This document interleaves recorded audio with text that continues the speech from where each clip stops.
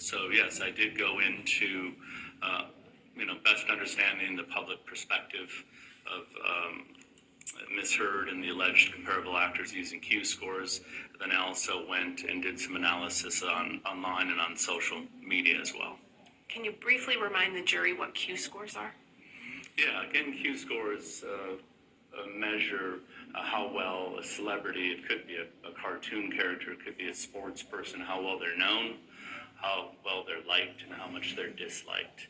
And it's an industry standard tool that's used.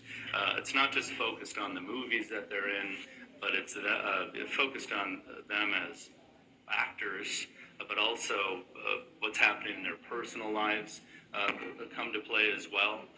So that's how Q scores are typically used. Did you prepare a demonstrative that reflects the Q score analysis you completed? Yes, I did. Okay. Your Honor, may I approach again? All right, thank you.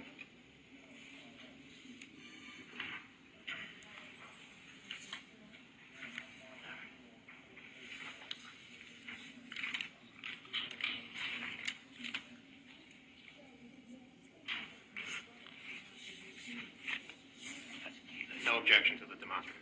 All right, we'll identify plaintiffs 1296 for identification and publish to the jury. Mr. Banya, what point in time do these Q scores represent that are reflected on your demonstrative?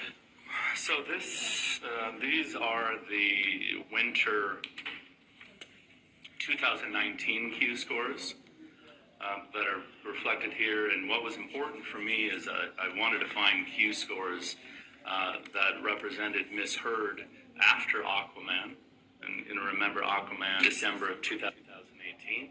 These Q scores were gathered January and February of 19, but before the Waldman statements. And what did you find based on the Q scores? And the higher the number, the better. As you can see, Ms. Godot has the highest Q score out of the group of actors here at a 28. But you're going to notice Ms. Heard has the lowest positive Q score. She has a 9. So I find that very interesting that she doesn't appear to fit in as a comparable with these alleged comparable actors.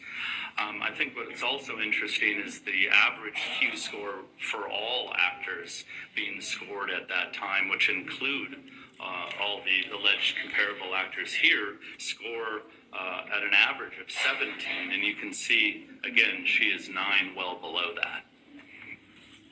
And then on the right side, you're going to see the negative Q scores. So this is how much people dislike you. So the lower the score is better. You can see Mr. Momoa is over here with the lowest at an 8. But you can see Ms. Heard is over here at a 28, which was quite a difference. A 20-point difference from Mr. Momoa, and also a 10-point difference, from the average of all actors. So she is very, very much little. Her positive score is very low, and her negative score is very high, which tells me that she does not fit in as a comparable as it relates to these alleged comparable actors. What opinions did you form based on that Q score analysis?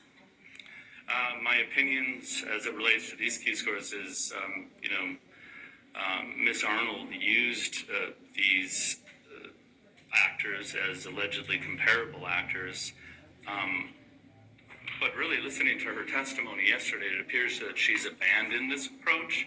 I don't think she's using these comparable actors or these alleged comparable actors anymore. She's more relying on her experience, and I agree with that.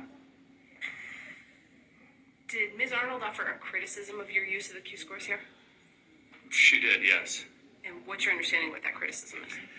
Well, what I believe she was saying is that I should have ran Q scores for these allegedly comparable actors after each of their breakout films, which I disagree. First of all, Q scores doesn't work like that. Q scores are available twice a year, so it's not that I could pick a month or a different month for each of the Q score actors.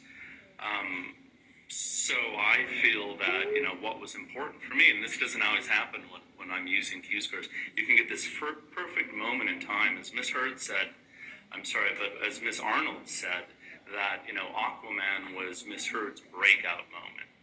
So these scores reflect that breakout moment, and they're terrible Q scores.